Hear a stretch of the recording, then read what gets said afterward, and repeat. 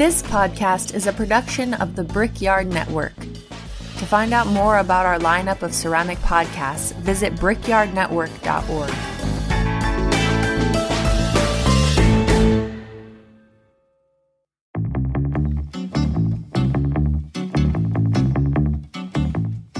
This episode is brought to you by Cornell Studio Supply, located in the Gem City of Dayton, Ohio. Find all your pottery and ceramic sculpture equipment and supplies with the best customer service and world-class workshops. Join us for our upcoming Rocket Kiln Workshop with Lisa Orr, July 18th through the 20th, 2025. Visit CornellStudioSupply.com to sign up. Cornell Studio Supply, owned and operated for potters by potters. Hi, I'm Rose, and I'm from the Emergency Glaze System. And we've got your back with our brand new Ceramic Materials Workshop Consulting. For just $100, you can get 30 minutes with our team of ceramic superheroes, and we'll help you with fixing your glaze and clay disasters, finding material substitutes, decoding ceramic weirdness, you name it. Snag your session over at ceramicmaterialsworkshop.com.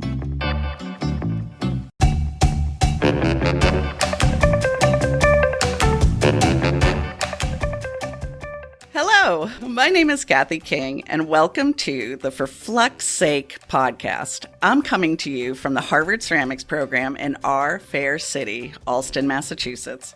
I'm here with Rose and Matt Katz of the world-famous Ceramic Materials Workshop, and they are ready to answer your burning questions about clay and glaze.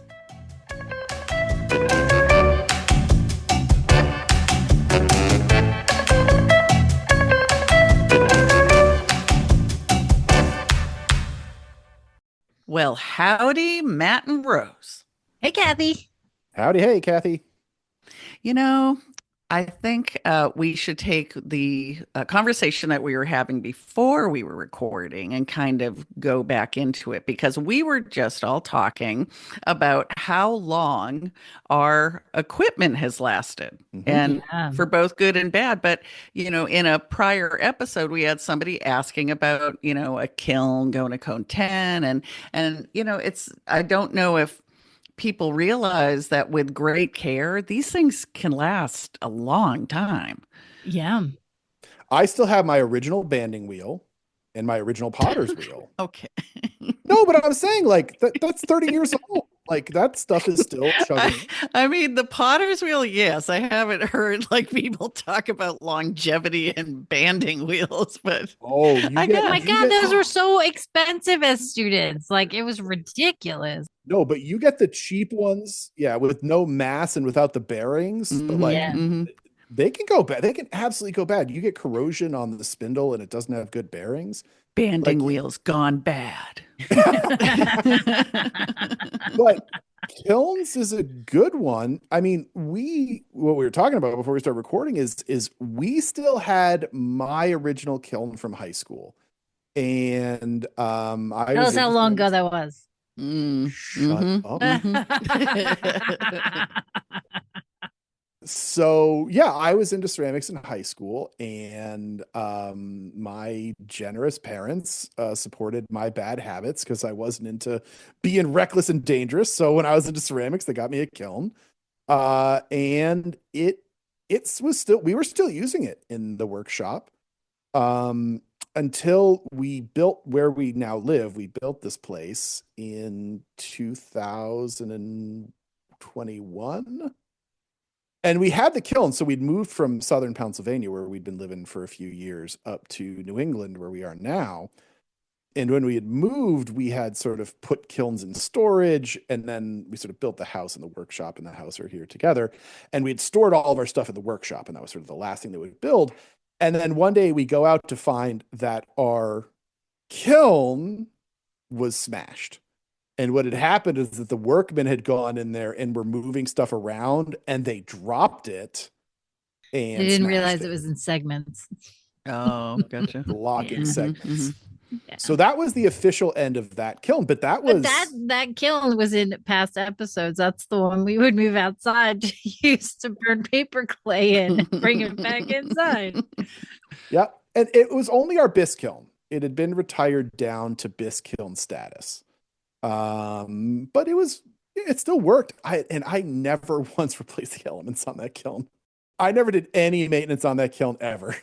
Yeah, it's wild to think about. Well, I know, in the studio because we've got 350 students using it every semester, we're constantly making repairs to the kilns. But my Scut 1027 I got it in September of 2000 when I went to grad school, and I still use it. And the only thing that's original, to be honest, is the metal banding around the side. Everything else has been replaced.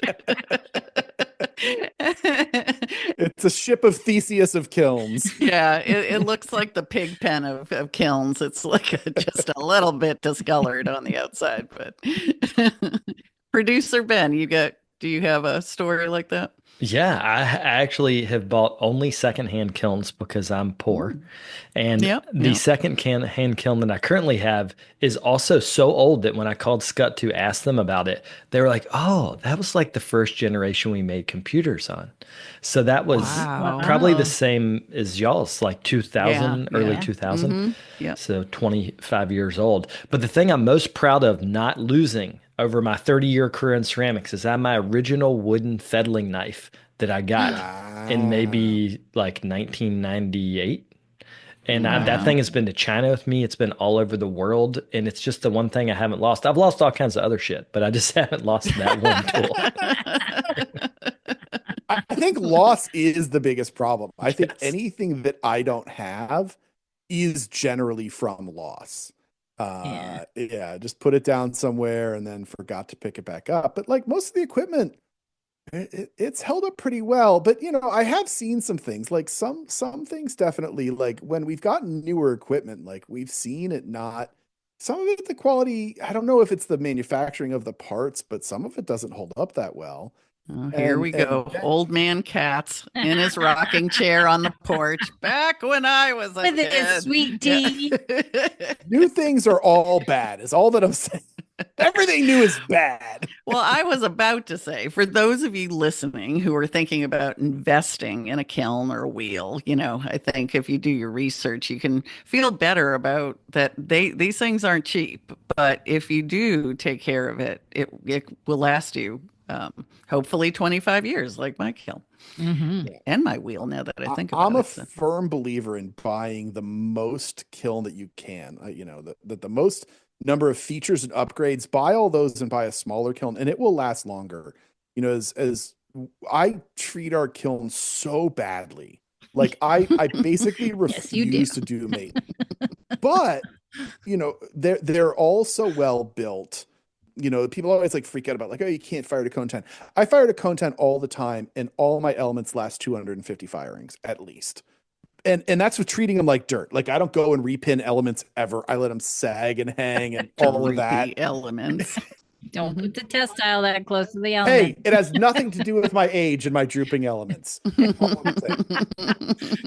Totally natural. Yep. Totally. Oh my gosh. All right. I think with drooping elements, we're ready to move on and start focusing on our listener questions. And so for our first one, what is one thing that I know about Marie from Norway? What's that? What's that, Gabby? Marie hates pinholes. Oh. Hi, Kate, Matt and Rose. My name is Marie. I'm a potter from Norway, and I have a question about pinholes. I hate them from the bottom of my heart, and I wonder how dangerous they are. It's so difficult to understand why they appear. There's so many factors, and the bigger ones that they crack. I mean, you can cut your fingers, and that's not good. The smaller ones, they may not crack, and they're just not pretty. Can you still use the pieces? I mean, if it's fired high enough and the clay has vitrified, is it okay to use? Or should they just go in the bin? Because I'm so tired of them, and these are the kind of pieces that I would use in my house instead of selling. But yeah, I'm so tired of the pinholes. Thank you. Bye-bye. Wow. Well, I wish we knew what temperature But although, pinholes can happen at any Yeah. temperature. Really. Although it sounds like she's got more than pinholes. Mhm, mhm. You can really feel that Norwegian rage. That was wow. Yes, very Furious. very angry. I had no idea, really. Okay. Kathy, what do you do with Pinhole? I mean, you've got to get him occasionally. Oh my God, no, she doesn't. Kathy's better than all of you. No, I don't. That is one flaw in my personal work. I do not get. I mean, no, I get crawling and what was it? Plucking. Rosie taught me this. Plucking, is it? Oh yeah, where the foot sticks to the shelf. Yeah. Yeah. But we've got plenty of examples at the studio of pinholing.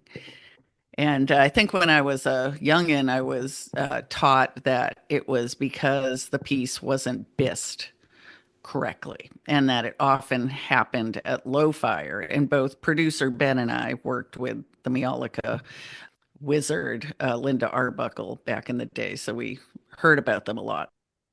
I don't know if that's true, but well, and producer Ben, I mean, you are still a low temperature potter. You wrote the book on low temperature. Literally. Do you get a lot of pinholes? I did it one time, but bisquing is what fixed it. I bisqued lower to have better particle packing, which solved the type of pinhole that I was having. But I think what Rose was saying is right. It sounds like she has blistering and pinholing, which is like two different things. Exactly. Not great. No. No.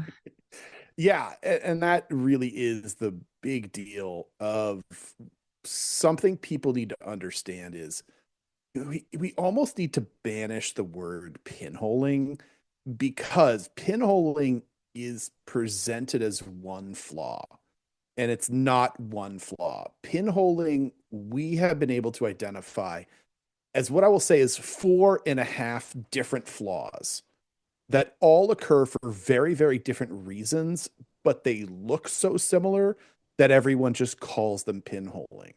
And this is the big problem of, if you don't know why you're getting the flaw that you're getting, you're just wasting your time trying to fix the problem. Yeah, you're just chasing your tail because it doesn't go away. Yeah. Yeah. And so it is something where you really need to go and look at the possible reasons. So the list really quickly is blistering, which is the one that is most commonly mistaken for pinholing. And blistering is caused by the decomposition of iron or copper. Iron and copper as colorants are both have this problem where at cone 4, they naturally change their chemistry and they release oxygen into the glaze. And at cone 4, pretty much every glaze from cone 6 to cone 10 is in the melting process. And that means you get bubbles that are released into the melting glass that swell and maybe heal and maybe don't. But you can really tell that sharp thing. They are the ones that will have a sharp broken edge, because these bubbles, if they pop, they can sometimes fracture and leave a sharp edge. So that's why that sounds like that's the problem.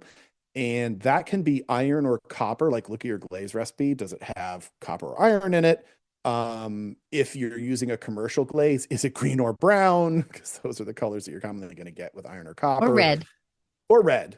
And then it also can come from the clay body too, because clay bodies often have iron in them. In fact, I'm fairly comfortable saying all dark bodies have iron in them. I've seen a lot of people online recently trying to just say, oh no, my body's dark because it has manganese. No. That body's dark because it has iron, and manganese is just being used to tint the color to a particular shade. But that's one. The next problem is a weird one we call pitting, which is specifically associated with the material titanium, which may be rutile in your glaze. The one after that is the sort of problem and a half, which we'll call body voids or application voids, which is you'll never see them coming. But like, your clay body can still have little air pockets right on the surface, and you won't even see them. They're microscopic, but then glaze just doesn't cover it because there's literally nowhere for the glaze to stick to. And then the opposite one of the application voids is sometimes you get you always get air rushing out of your bisqueware as the water's rushing in when you apply your glaze, and it'll just make bubbles on the surface. And then, you might see them in the application, but you don't sort of smooth them over, and it just stays as a void. And then the last one is actual pinholes, and actual pinholes are an application issue. And it's what's called, it's a particle packing issue. And what's going on is that when you apply your glaze, although it looks like a solid coating, it's actually anywhere from 30 to 50% air in between those individual particles. And when the glaze melts, that air gets trapped, and then the bubbles will swell and expand and then eventually pop. And that's what causes the classic pinhole. And it's round, so it's like melted in. So Yeah. it's not rough on the edge or anything like that. It's melted in to the body. Yeah.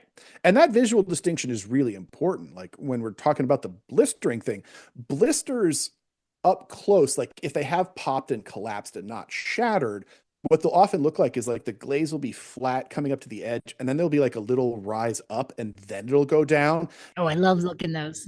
Yeah, they look really cool. But that's because the bubble swelled and popped, and then it sort of collapsed in on itself, leaving that ring on the edge. But you'll know generally, like if it's got iron or copper and you're firing oxidation, it's definitely blistering. To the greater question as like, can you use them? Can you not use them? It's pretty much, it's more up to you. Like theoretically, we'll just go and say, I would not use the blistered ones. No, not blistered. Yeah. Blistered. Don't use the blistered ones. Continue to fracture.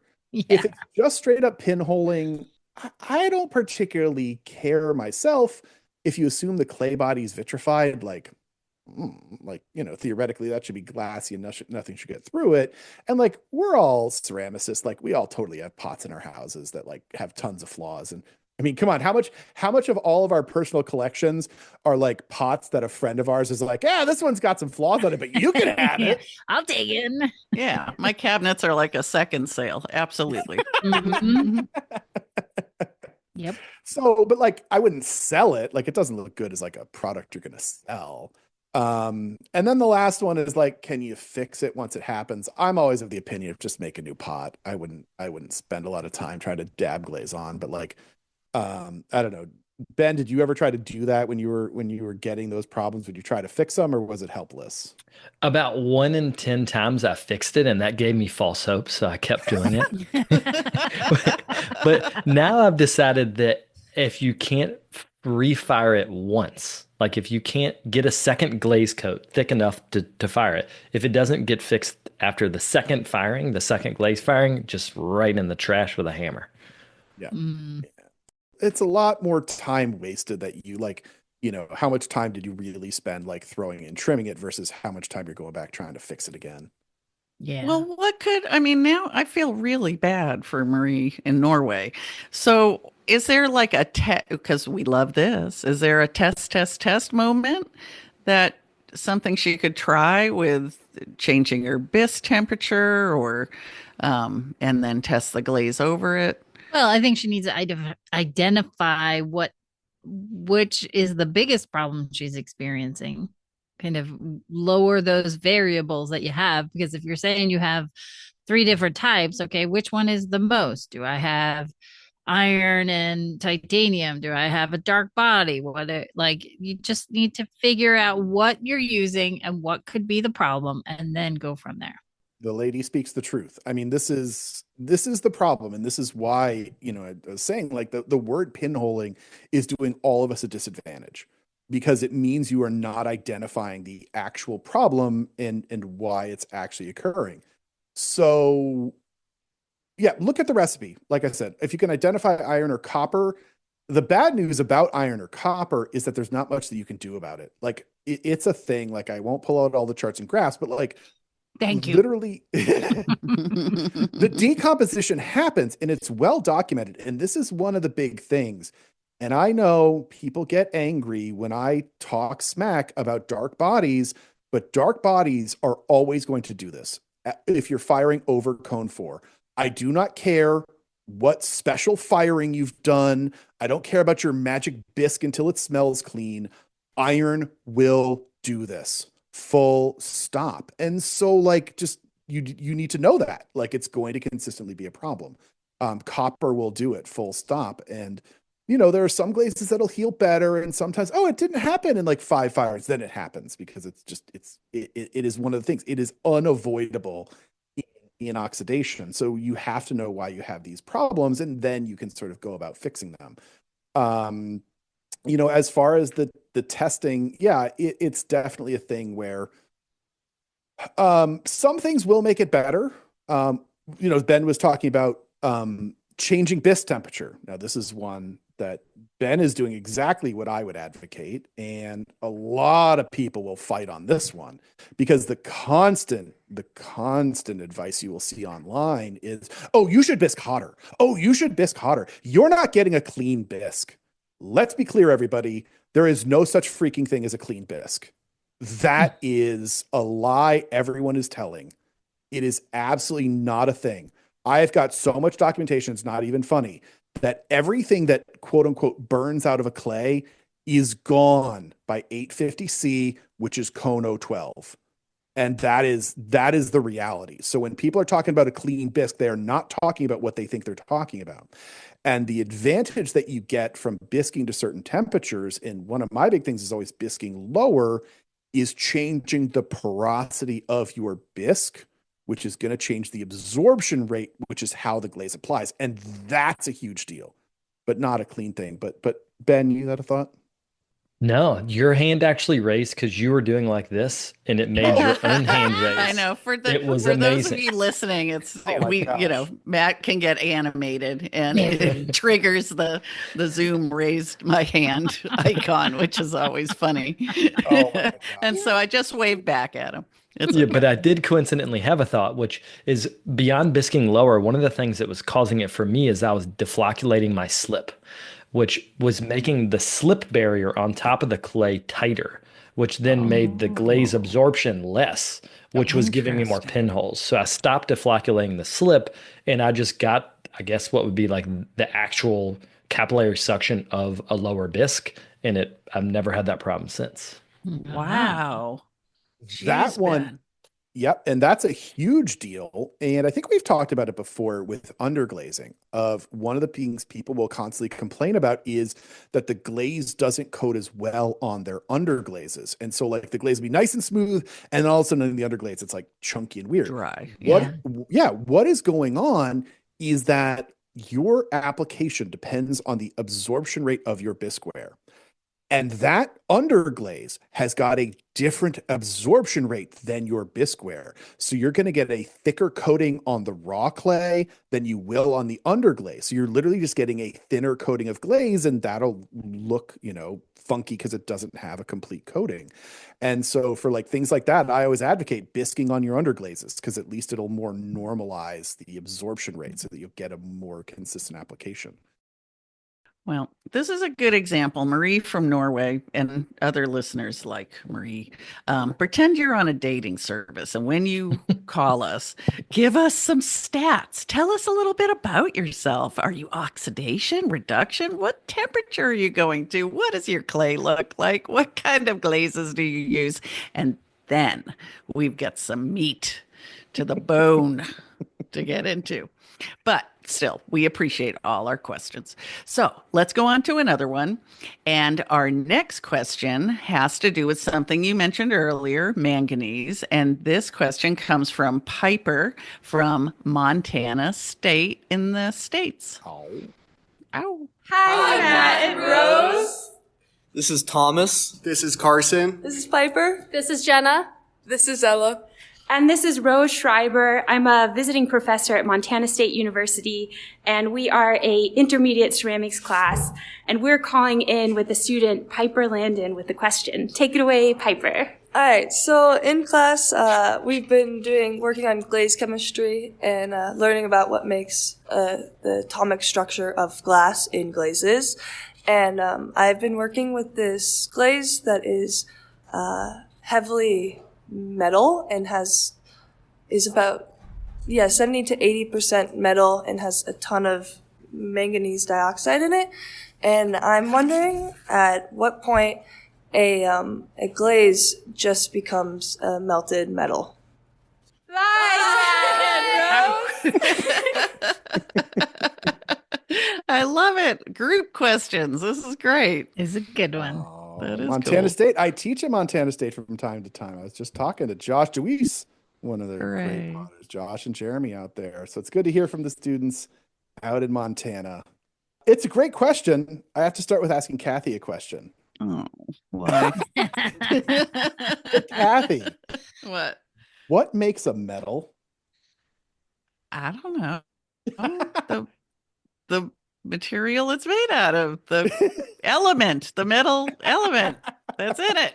Okay, so we commonly know things as like iron is a metal, right? And certain materials can make a metal. But in ceramics, we use iron in the form of red iron oxide. Is that iron a metal?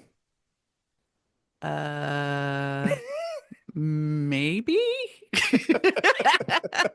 Oh, my poor wife's a blacksmith. She's going to be so disappointed in me. All right. Okay. Ready? I'm really going to break your brain. What? Is calcium a metal? No. Really? Damn it. We got to take a step back. And, the reason why I ask this question is there's a really important distinction on what materials are and how we use them and what their chemistry really is. A metal is an element on the periodic table that can participate in what's called metallic bonding. And that's where an element can bond to itself. Okay. And that creates a relative stability. Chemistry is all about creating stability between elements. So you can bond an iron to an iron. You can bond a copper to a copper, and those will make a metal. Well, the thing is that 64%, yes, I have that number memorized, 64% of the elements on the periodic table will make metals. And that includes things that nobody thinks about, like calcium or basically anything that is to the left of silica will make a metal on the periodic table. Everything. So sodium or lithium or calcium, all of those are metals. The catch is that in ceramics, we don't use metals. We use oxides of metals, where those materials have been stabilized in their oxide form. And this is a really important detail because, interestingly enough, in ceramics, the materials that we use, at least in art ceramics, they have to be oxides, not metals. So I bring this up. I bring up the calcium point because everybody hears like, oh, I'm using manganese in my glaze. I'm using iron in my glaze. I'm using metal in my glaze. No, you're not. No, you're not, everybody.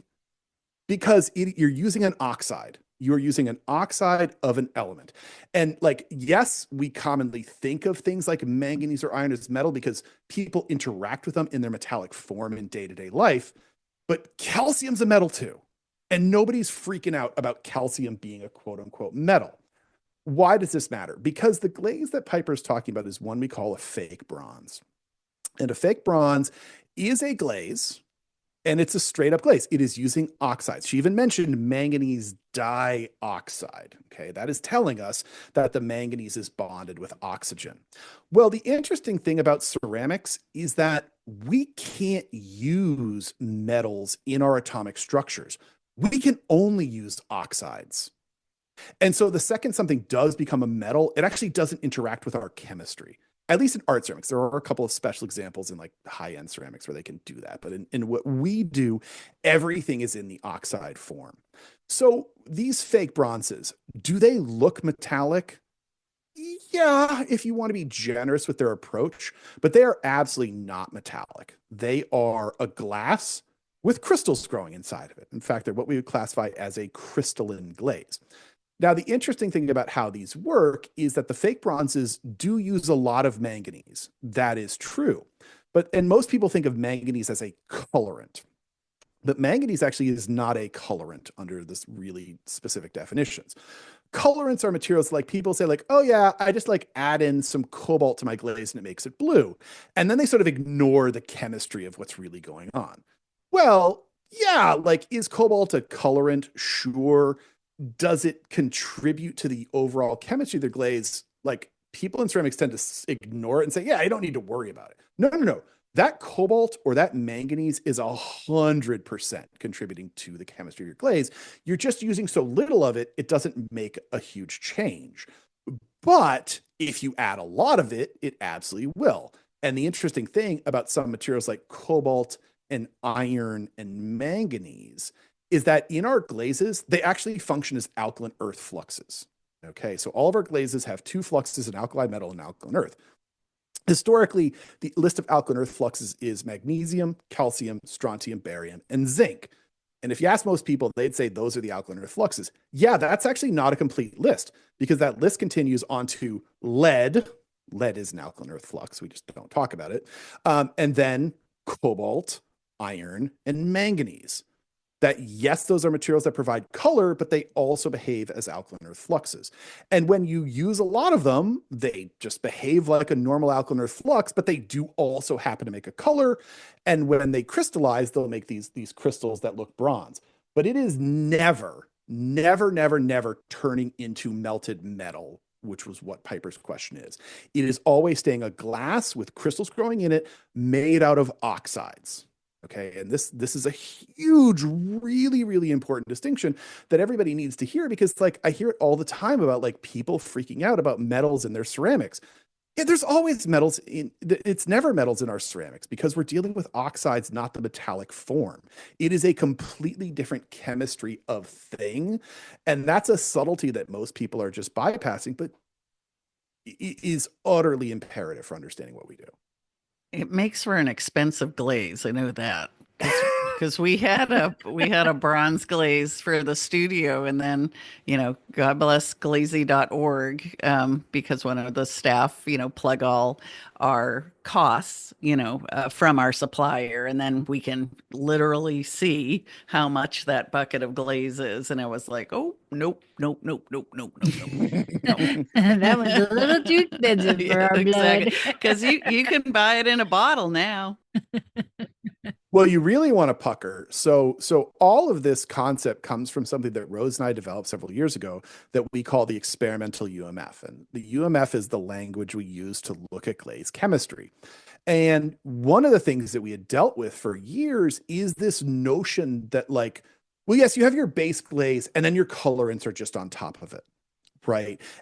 We're always the type of people where, like, you'd be hanging out when you're a young person, you're hanging out with somebody super smart, and they'd go like, well, yeah, like copper's a colorant, but copper is a flux. It totally fluxes your glazes. And we'd be like, yes, and continue. Can you please explore that concept? And no one would ever bother to explain it except go, yeah, copper fluxes. And so after a number of years, like, we just got tired of the nonsense of people in the community, like, making these declarative statements, but never having the chemistry to back this up. So we then started to look at these ingredients that people attribute as colorants, but don't give any chemical attribution to, because they're just like, oh yeah, it's just on top. Like, if you know anything about chemistry, nothing is ever just on top. It is either part of the chemistry or it is not. Now, you may be ignoring its role in chemistry, which is what everybody's been doing, but that doesn't mean it's not contributing. So, like, yeah, when people say, oh, well, copper's a flux. So anyway, so years ago, Rose and I decided, like, we're going to make these definitions. We are going to define, like, what they are. And this is where the experimental UDMF came from. And what we found is that cobalt and manganese and iron are all alkaline earth fluxes. Well, what this led to is us developing some crazy glazes out there. And one of the glazes that we invented is what's called the cobalt crystalline glaze. And the cobalt crystalline glaze came from a very basic concept. So we had discovered that cobalt just works like calcium. You can just, like, use it. But you need a lot of cobalt to replace calcium. Like, if you look at your glaze recipe, it's got, if your glaze has like 20% whiting, you're going to need actually more than 20% cobalt to have the same number of molecules. And so long after we discovered this, I'd ask myself a question, which is like, okay, well, like, if cobalt plays the same role in a glaze as calcium, and I can make calcium crystallize, can I make cobalt crystallize? And the answer was like, yes, 100% you can. Like, because it just does all the same things that calcium does, Cobalt will do it. And then the same thing came up with the manganese. Like, well, manganese is an alkaline earth. Can I make manganese crystallize? The answer is yes. That's what the fake bronzes are. They're literally manganese as an alkaline flux and then as a crystalline glaze on top of it. Well, the cobalt crystalline glazes, they really got taken and run with by a student of ours named TC. He goes by Cone Infinity on Instagram.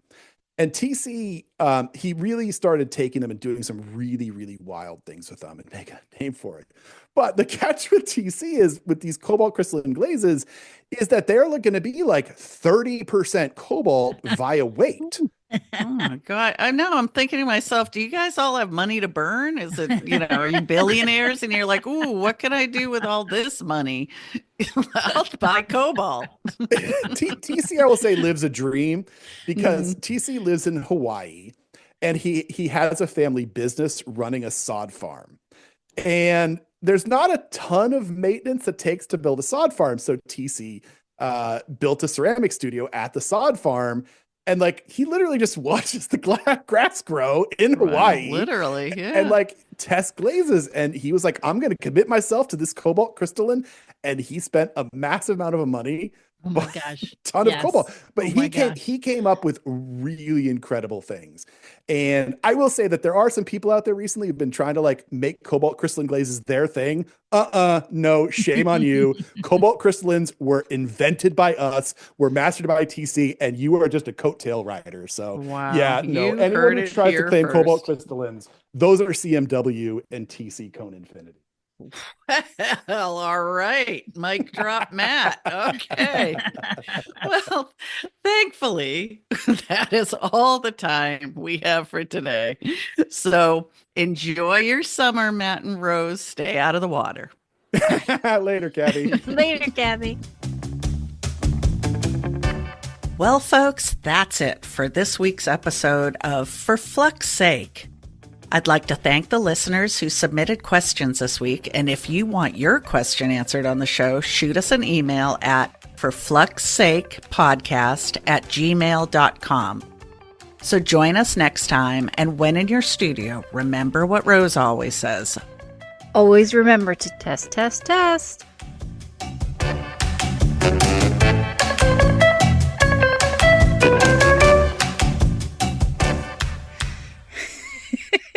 This is a test of the emergency glaze system.